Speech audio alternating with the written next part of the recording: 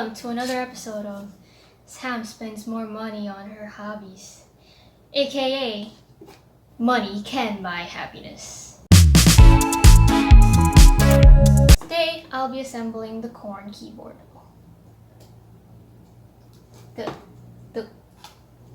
The Corne Keyboard. Today's episode is sponsored by my 13th month pay. Thanks, government! And this looks so cool. The Corne is a split ergonomic keyboard with 3x6 column staggered keys and 3 thumb keys on each side, making for a total 42 keys. That's not a lot of keys! That's even less than the 46 on the plank that I already use.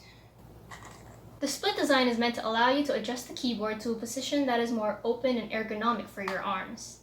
The column stagger is meant to mimic the natural length of the human fingertips, which means while your fingers only need to move up or down rather than side to side, just like the plank, shorter fingers don't have to reach as far, reducing strain on those weaker fingers.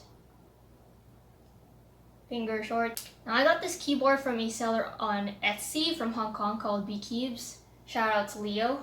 I asked them a lot of stupid questions, and they were very nice about it. They sold me the whole kit, and I just added on a soldering service, so they soldered on the hot swap sockets, the LEDs, and the OLED screens for me. So basically, Leo did all the work, and I'm just doing the fun parts. Before we get to assembling the rest of the board, I already pre-lubed the switches last night while I was playing a Dungeons & Dragons session with my friends. We're not in a rush here. How much money do we have?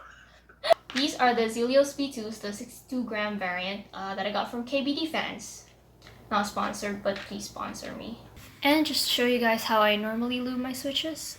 First, with a switch opener, I will push open the switch, struggling, okay, and then pop it open like an egg. That is my favorite method.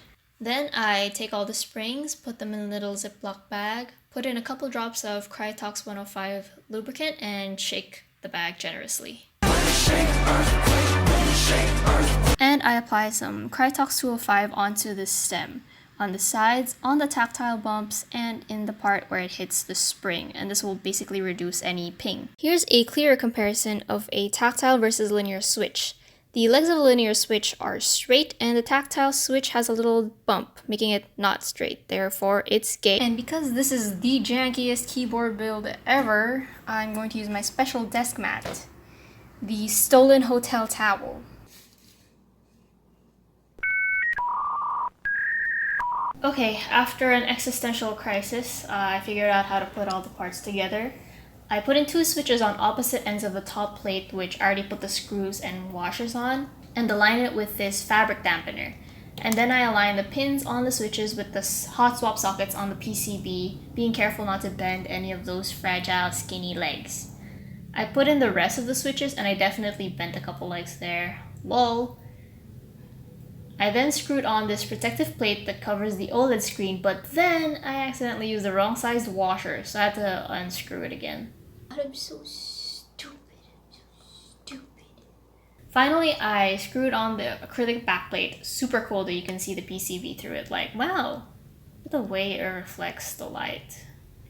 I also put on Whittle Wobble feetsies that go around the screw heads to protect them. Oh.